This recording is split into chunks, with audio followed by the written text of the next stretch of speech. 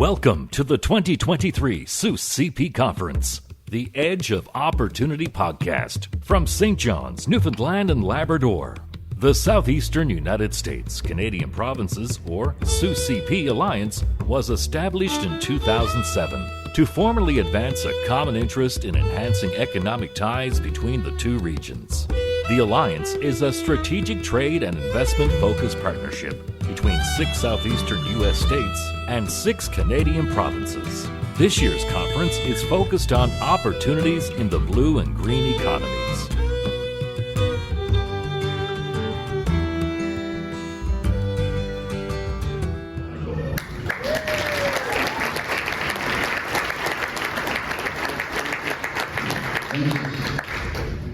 It's times like this, after hearing Bill speak, that I wish my voice was cooler. I wish I had your talent. I'll tell you right now. It sounds amazing, doesn't it? Listen to him, it sounds like he's going to read like the weather any second. It's going to be important.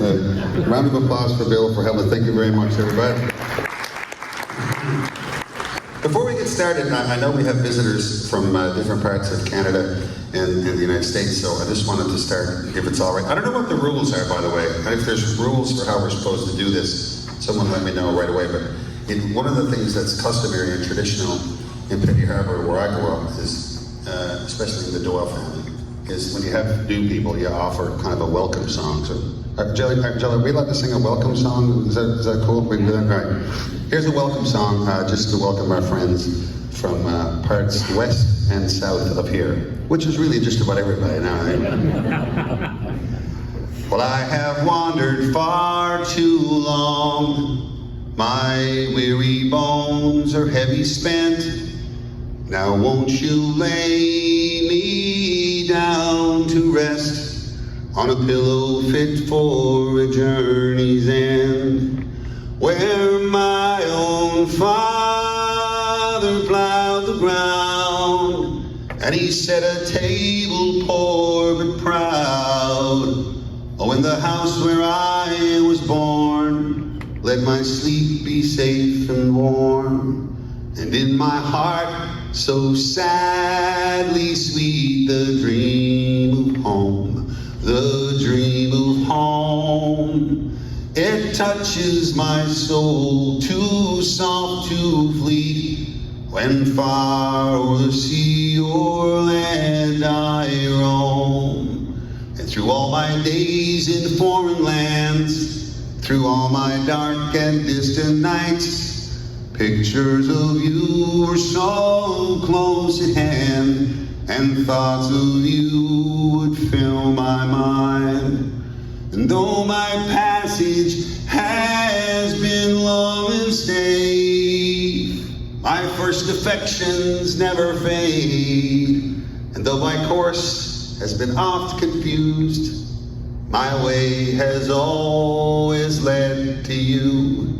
And in my heart, so sadly sweet, the dream of home, the dream of home. It touches my soul, too soft, too fleet, when far o'er the sea or land I roam. And now when my story's all but told, we'll let the final chapter tell of victories in lands of gold, and how the mighty villains fell. But if I could hope for just one thing, one final chorus I could sing, well, I'd lift a cup with all my friends, and I'd cheer we made it home again. And in my heart is so sadly sweet the dream of home, the dream of home. It touches my soul, too soft, too fleet, when far o'er the sea or land I roam. It touches my soul, too soft, too fleet, when far o'er the sea or land I roam. Welcome everybody to Newfoundland.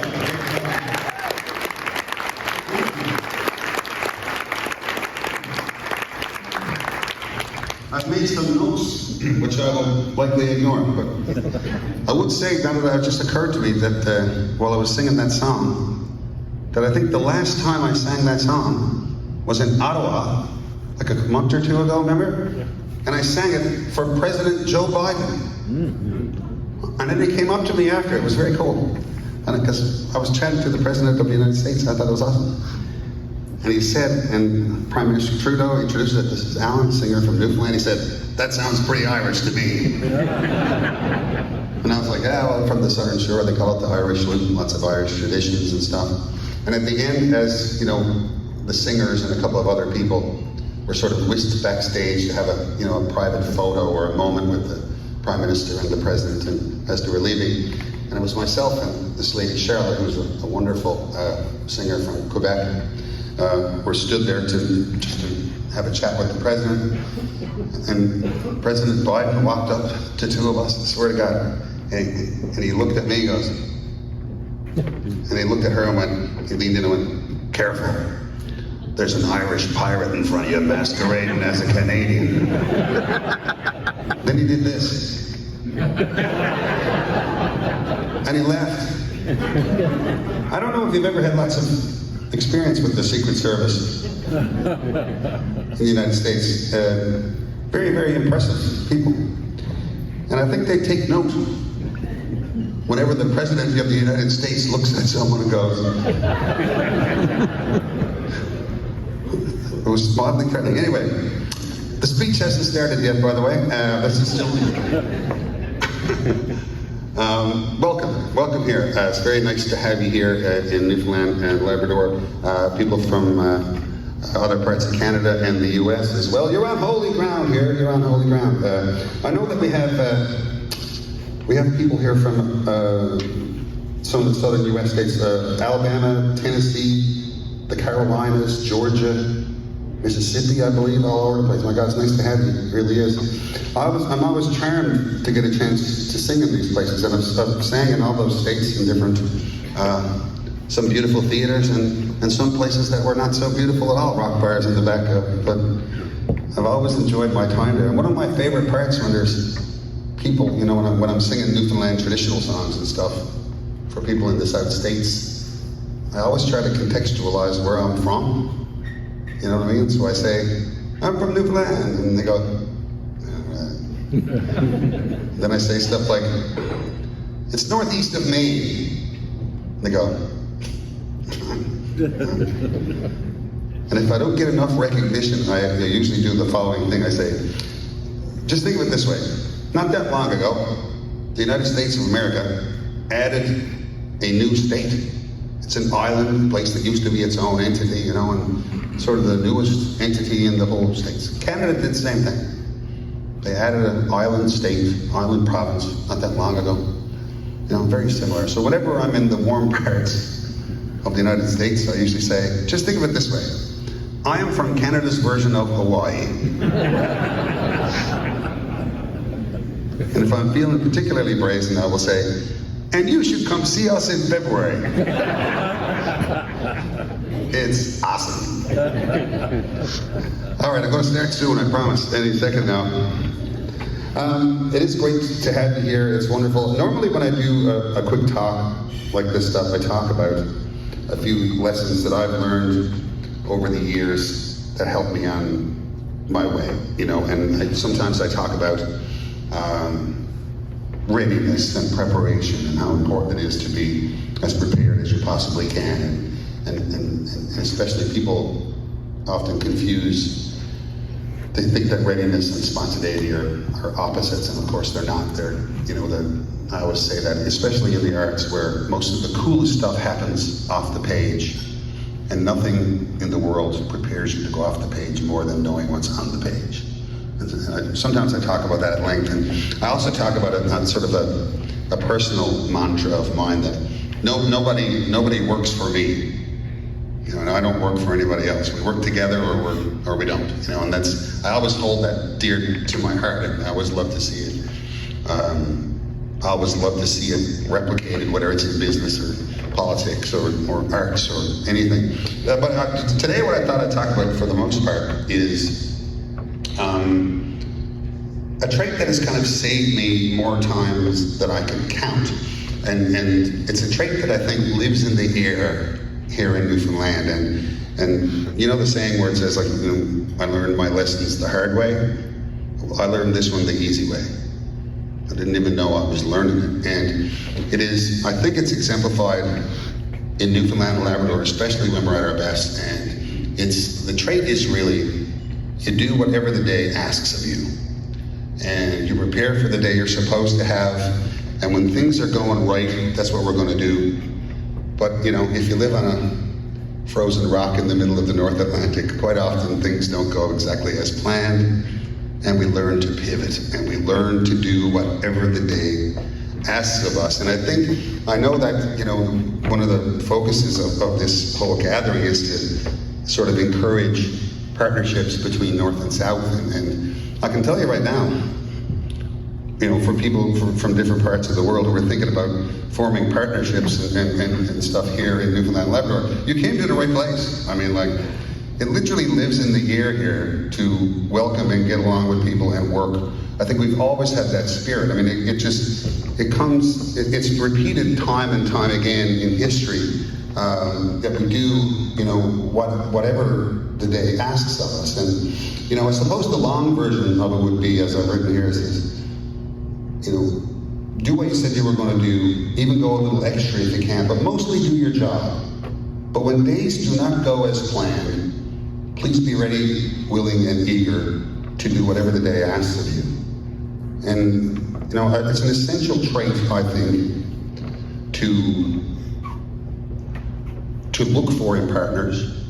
And I think it's an essential trait to offer to partners. And being in most of my experience is in the music business.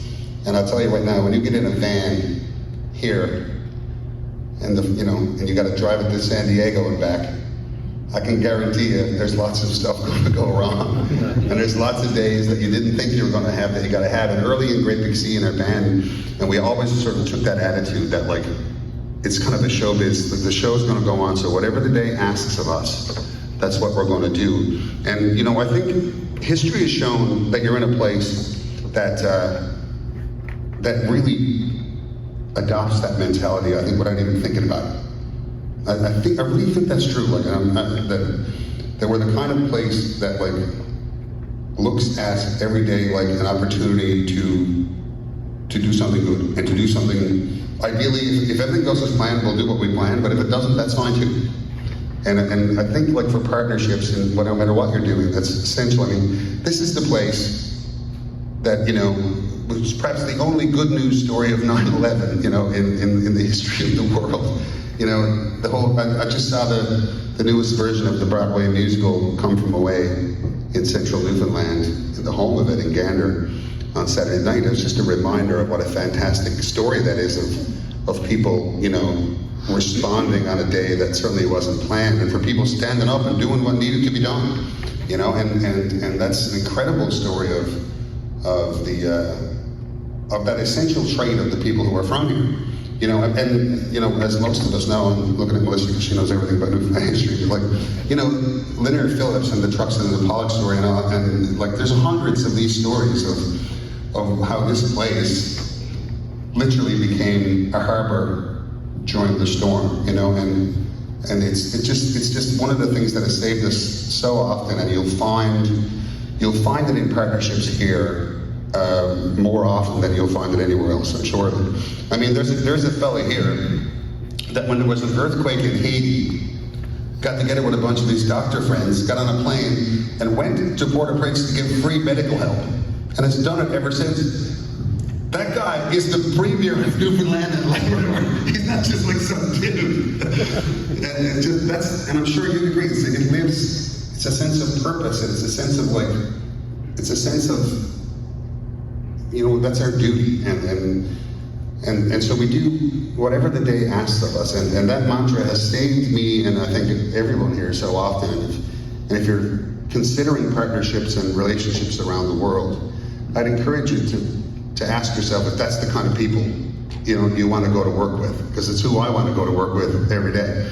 So it's saved me a few times, and I'll give you a few, like I said, I mentioned specific examples of like early Great Big Sea in our band and how we were making our way around Canada, the United States, and Germany and England and all that stuff, just responding to whatever problem was required, like whatever curveball was coming. But when I was around 2008, I got a call from, I had met the famous actor Russell Crowe at a gig in Toronto. He was a fan of our band and he came to see it when he was in Toronto shooting that excellent movie called Cinderella Man, the boxing one.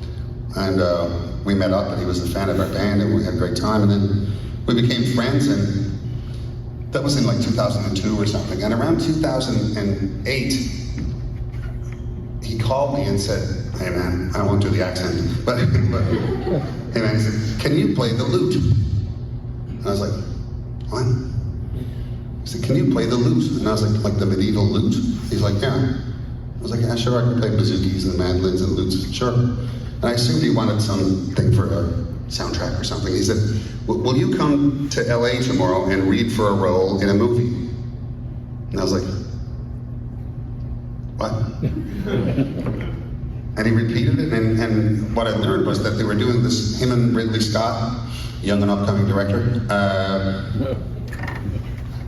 were doing this remake of the Robin Hood film. And it was going to be like an origin story, and they wanted to show the original origins of where Robin Hood and the Merry Man would have come from. And they wanted an Irishy kind of sounding fella who knew how to play the lute and make up songs to play Alan and Dale. So I went to Los Angeles, I brought a lute with me, swear to God. You talk about doing whatever the day asked of you. I left the gig, I know exactly where I was. We were playing the Civic Center, the one under the football stadium in Ottawa. And I went over to the Ottawa Folklore Center and bought a lute, which I didn't know how to play, by the way. And I figured I had between Ottawa and Los Angeles to figure that out, whatever. And so I read for the part and got it, And what, it just, I can't tell you how often during the next year and a half of preparing for that movie and being in that extremely steep learning curve, how often the whole idea of do whatever the day asks of you, and the lessons I learned from my parents and from my fellow Newfoundland and Labradorians, how often that saved me on that incredible journey of being amongst people, who are the best at this extremely complicated job. And everything from the learning how, all the physical stuff, all the fighting sequences and archery and all that stuff, which was great fun to learn. And along the way, I always take a little detour and I tell people about the biggest lie I never told is in the middle of this story. It was like, because we were preparing, we did all the fight stuff and learned how to do the bow and arrow and archery and all that stuff. It was going great. Got the gig and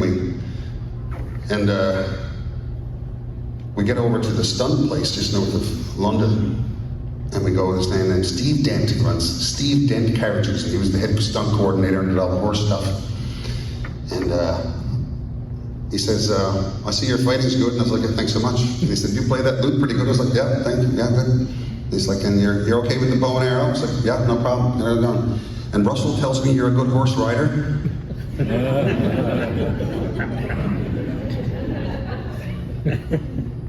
Now, especially, people who are from the South US, where there's lots of places where people ride horses very well. And I don't know if you looked around the rocky hills of the southern shores since you've been here, but I'm from Petty Harbour, just out over that hill over there.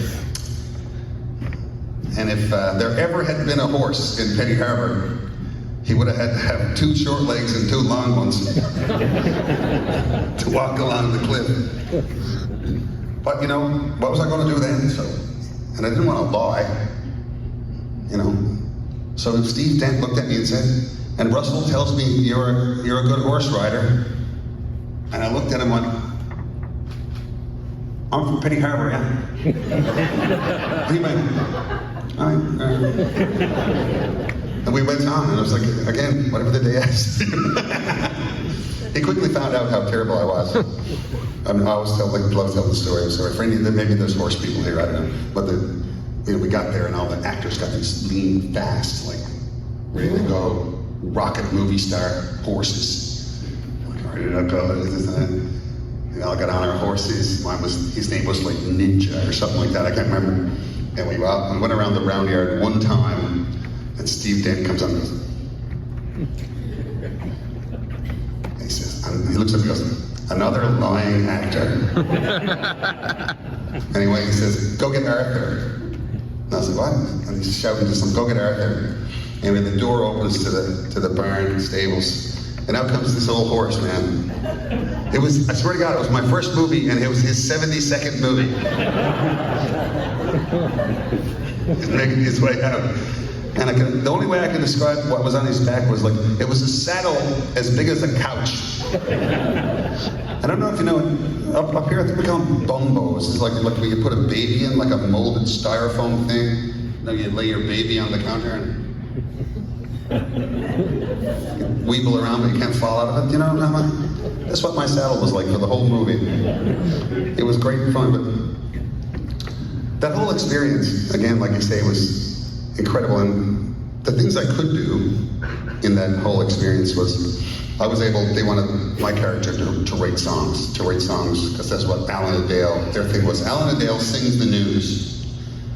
He's the broadcast, he's the here and now, and he does and so I did. I wrote songs for all the scenes that required them, and it was little bits where I, would make fun of the king or something, or whatever the day wanted done, whatever the day needed, whatever the day asked of you, I suppose.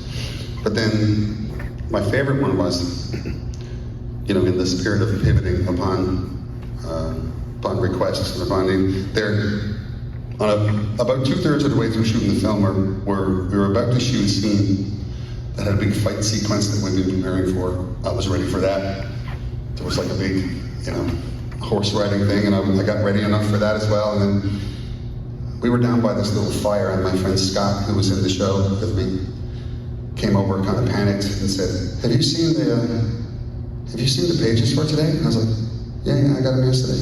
Good. He was like, "No, they changed it." And I was like, "Oh." He said, "You should look at it right away."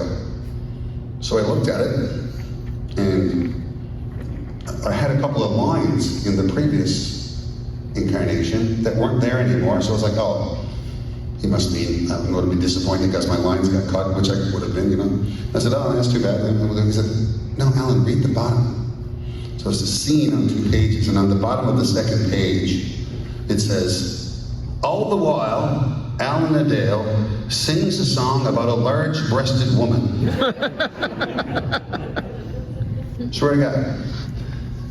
And I was like, oh. And Scotty says, do you know that song? And I was like, no. I said, what are you going to do? I said, I'm going to walk around in 2 circles here and try to write a song before they get here. And I knew that they were having me on a bit, but also because Russell Crowe and Ridley Scott came down on this quad, pulled up, both of them grinning. Russell came over to me and goes, see the pages? And I was like, yeah. And he said, do you have a song? And I was like, yeah. And Ridley came up behind him and giggling as well, said, you see it? And I was like, yeah. He said, you got a song for us? And I was like, yeah. I said, do you want to hear it? And he went, no. Because one of the things, he always shoots the rehearsals, really always shoots the rehearsals. So he said, no, we'll just do it. So I was like, I sat there in front of this fire, and there's a big crane, and the camera starts on me, and I was playing the lute, strumming along. Ridley goes, action, and I go, Nancy, you're me darling, I loves you all to bits. I'll climb up to your chamber and on your mountainous. And then Russell starts talking over here, and the fight starts. And that scene, swear to God, the first cut of it made the film. I'm somewhat embarrassed to tell you that when I get up here, we call it SOCAN. It's our publishing as songwriters. Songwriters are SOCAN reports. All the great PC songs, all the stuff, all my own solo songs. The #1 song all the time. The biggest earner in my life. I'm dead serious. is Alan Doyle, large-breasted woman, Robin Hood soundtrack.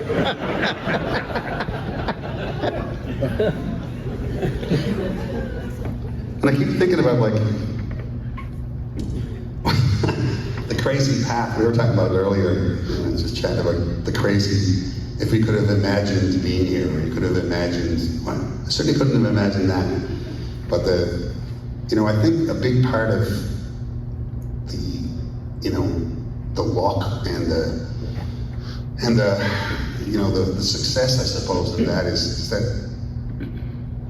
I think as Newfoundlanders and Labradorians, we're willing to roll with it, and we're willing to try to make something good out of something bad, or something great out of something good. And so, and we're, I don't want to speak for all of us, but I think it's, the very fact that we're having this gathering speaks to an earnest eagerness to connect and to be part of a bigger thing. So do whatever the day asks of you, and we'll be all right. And if you don't mind, I'll check my time. I always like to end with a song that demonstrates whatever I've been talking about. Oh, 1:10, here we go. Are we good? We're okay for time, right? Yes. There's a song, you'll find that especially those who are visiting from outside the province, you'll note that much of the history of Newfoundland and the attitude of Newfoundland Labradorians, I think, is captured very well in song. And, I always tell people, we're one of the only places I know that if you want to learn the history of this place, just learn 40 songs from here, and you'll be pretty good. Not many places you can say that about, but you can from here. And this song is one of my faves, and it comes from just up behind Upper Amherst Cove, I believe, on the Bonavista Peninsula, where Tickle Cove Pond is. Am I right? I think I'm right. Yeah. Tickle Cove Pond is a song that tells the story, and it speaks again about horses. And I didn't realize it until just a second. My speech was so horse-driven. I had no idea. But we had a technician that worked with us in the band for a while. Said, Great Big Sea have in their concert 3 songs about horses falling through the ice. And I thought that was quite telling about this place. But this song talks about a horse that falls through the ice, and he falls through the ice. She falls through the ice because the tradition of cutting firewood especially in rural Newfoundland and places like where I'm from, was you would cut wood. Fishermen would finish fishing in the fall of the year. Let's say the 1st of October or what have you, middle of October, end of October, whatever. And they would spend November cutting firewood deep in the woods. And if you timed it right, and you picked your location well, on the other side of a large body of water, a pond, a lake, whatever, or a bay in some cases, that's where the deepest woods was, and you could cut wood over there that would be very difficult to pull out during any time of the year other than the dead of winter. And at the dead of winter, when the ponds are frozen, it's extremely easy to slide them out with a horse or a dog or whatever you want on a sleigh. So traditionally, that was the cycle. And this song tells of someone who gets in trouble because they wait too late. They wait until May passes by, and it's February, March passes by, and it's well into April, and the guy's got to haul his wood out across the frozen pond, but it's a little late in the year, and he gets saved once again by the people who are around him, who will do whatever the day asks of them. So I'll leave you with this song. This is called Tickle Cove Pond. One of my favorites. It goes like this. In cotton and hauling, in frost and in snow, we're up against troubles that few people know. It's only by courage and patience and grit and eating plain food that we keep ourselves fit. The hard and the easy we take as they come, and when ponds freeze over, we shorten our runs. But to hurry my hauling with spring coming on, I ne'er lost me a mare out on Tickle Cove Pond. So lay ho, William Oldford, lay ho, William White, Lay hold of the cordage and pull all your might, and lay hold of the bowline and pull all you can, and give me a lift with poor Kit on the pond. Now I knew that the ice grew weaker each day, but I still took the risk and kept hauling away. One evening in April, bound home with a load, my mare showed some halting against the ice road. She knew more than I did as matters turned out, and it'd been lucky for me had I joined her in doubt. Well, she turned round her head with tears in her eyes, as if she were saying, "You're risking our lives." Oh, but this I ignored with a whip handle blow. For man is a stupid, dumb creature, you know. And the very next moment the pond gave a sigh, and right up to our necks went poor Kitty and I. Oh, if I had taken wise Kitty's advice, we ne'er would have made that shortcut on the ice. Poor creature, she's dead. Poor creature, she's gone. I'll ne'er get my mare out of Tickle Cove Pond, but I raised an alarm you could hear for a mile, and neighbors showed up in a very short while. You can always rely on the old Fords and Whites to render assistance in all your sad plights. To help a kind neighbor is part of their lives, and the same can be said for their children and wives. And with the rope fastened around the mare's breast, William White, for a shanty song, made a request. And there was no time for thinking, no time for delay, and straight from his heart came this song right away. You lay hold, William Mulford, lay hold, William White, lay hold of the cordage and pull all your might, and lay hold of the bowline and pull all you can. And with that, we got Kit out of Tickle Cove Pond. Thanks for today, everybody. Thanks for having me. Enjoy your time. Enjoy your time. Thank you for tuning in to the 2023 Seuss CP Conference, the Edge of Opportunity podcast from St. John's, Newfoundland and Labrador. The 2024 conference is taking place in Biloxi, Mississippi, and we look forward to seeing you there.